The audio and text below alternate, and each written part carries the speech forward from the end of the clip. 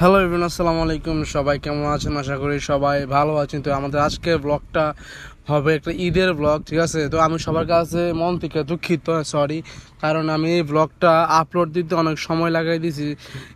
ঈদ গেছে প্রায় 5-6 দিন হয়ে গেছে। তো আমি এখন ঈদের ব্লগ আপলোড দিতে আছি, তো সবার কাছে আমি আবার সরি।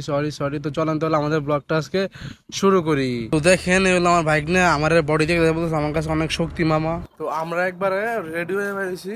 রেডি হয়ে বলতে কি, মানে পাঞ্জাবি পরি নাই, এখন নামাজ পড়বো। নামাজ পড়ে আমাদের যে বাড়িওয়ালা আছে তাদের বাসায় আমি আছে গুরু জবাই করবো, বা জবাই তো করবো না, মানে তার সঙ্গে আশেপাশে বা হেল্প করবো, যেটাকে বলে হেল্পার বা যেটা বলে।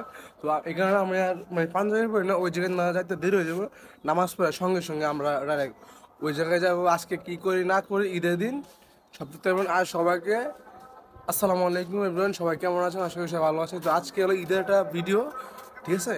এটা ব্লগও বলতে পারেন বা ভিডিও বলতে পারেন, কয় মিনিটের হয় আমি সঠিক শিওর না। এটা মাত্র ভিডিও আমি শুরু করছি, সব মসজিদে মাইকিং করা শুরু করেছি, ঠিক আছে? তো চলেন তাহলে আমরা যাই, ঠিক আছে? বাসার গলি থেকে বাইরে হওয়া মাত্র দেখলাম গরুর চোখে পড়ে গেলে অনেকগুলো গরু, এই জায়গায় গরু, অনেক জায়গায় আছে খাসি, তারপরে আরও গরু।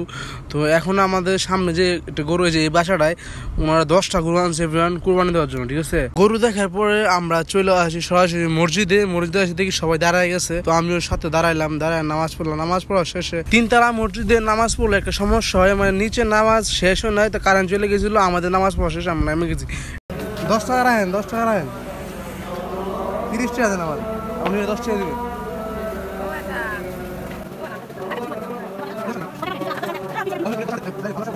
নামাজ পড়া শেষে সবাই দান করার পরে আমরা শুরু চলে যাই আমাদের বাড়িওয়ালার বাসায়। বাড়িওয়ালার বাসায় গিয়ে একটা সমস্যা, অনেক বড় সমস্যা, ঠিক আছে? আমাদের যে বাড়িওয়ালা বাসা, তার আম্মা হলো অসুস্থ, এই কারণে কোরবানির দিন আর গরু জবাই দেওয়া হয় নাই। তারপর আমরা চলে আসি আমি অন্য একটা বাড়িওয়ালার বাসায়, ঠিক আছে? আমাদের বাড়িওয়ালা আমরা যে এলাকায় থাকি ওই এলাকারই সেও বাড়িওয়ালা, অনেক বড় প্রভাবশালী লোক, তাদের বাসায় আমরা চলে আসি। যে ছাগলটা দেখলেন আপনারা একটু আগে, ওই ছাগলটা আমাদের ছিল, আমরা ওনাদের কাছে বিক্রি করে দিয়েছি। তা দেখেন এই জায়গায় মাংস কি পাহাড় হয়ে গেছে, অনেক মাংস। এই জায়গায় আপনার 6টা গরু কুরবানি দিয়েছে, ঠিক আছে?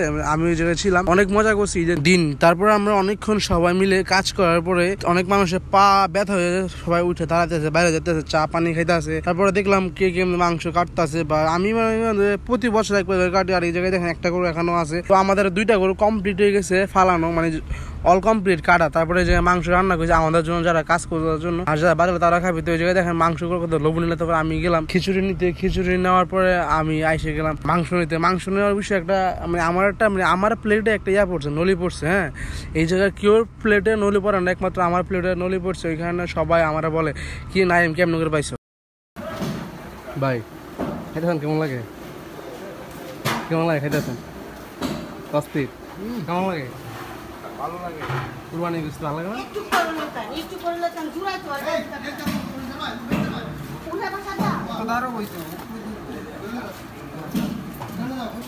হ্যাঁ হুজুর, কেমন লাগে?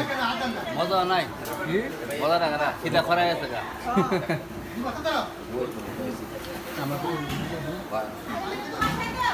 গরুর গুনাটা সেই রকম হয়েছে, গরুর বোনা 100 কুরবানি আমার ঘরে পাক করা সেই রকম অস্থির।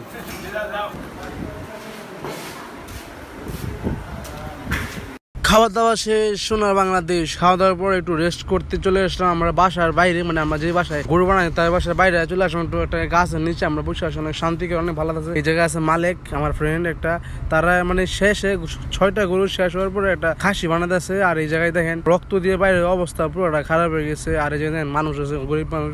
আমিও তো গরিবই, আমি তো বড় লোক না। আমি আল্লাহ বাঁচা রাখলে আপনাদের সবাই আমাদের দোয়া করবেন, তো আমিও আগামীবার একটা গরু কুরবানি দিতে পারি, ঠিক আছে? বাড়িওয়ালার মেয়ে এই জায়গায় মাংস বিরুদ্ধে সবাই। তারপর একটা ম্যাজিক ওইটা গেল এভরিওয়ান। এখন হলো ঈদের পরের দিন এভরিওয়ান। আমাদের বাড়িওয়ালার যে বাসা, যেটা ঈদের সেটা বাড়িওয়ালার বাসা, আমাদের বাড়িওয়ালার বাসা। আজকে আমরা ঈদের পরের দিন গরু ফেলাইছি 6টা মোট। আমাদের বাড়িওয়ালার আম্মার মনে করেন চিকিৎসা করছিল ঈদের দিন, এই কারণে আর ঈদের দিন গরু জব করা হয় নাই। তো আজকে আমরা জব করতেছি। এই জায়গায় দেখেন আমাদের বাড়িওয়ালার বাসাটা কতটা সুন্দর, এটা হলো বাইরের সাইডটা। তো এখন আমরা দেখাবো ভিতর থেকে। দেখেন ভিতরের সাইডে আমার ডুপ্লেক্স বাড়ির যেমন সেম ওরকমই, অনেক বড় লোক ওনারা, ঠিক আছে? অনেক রিচ ফ্যামিলি তারা।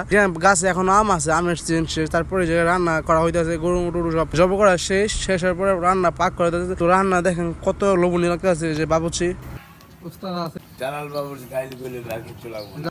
আমরা এখন আছি আমাদের বাড়িওয়ালার বাসায়, ঠিক আছে? মানে কুরবানি গরু শেষ, সব কিছু কাটাকাটি। আর গরুর মাংস রান্না হয়েছে, আমরা খাবো। এই কারণে আমরা বসে আছি, খাওয়া দাওয়া পরে আমরা যাবো বাসা, ঠিক আছে?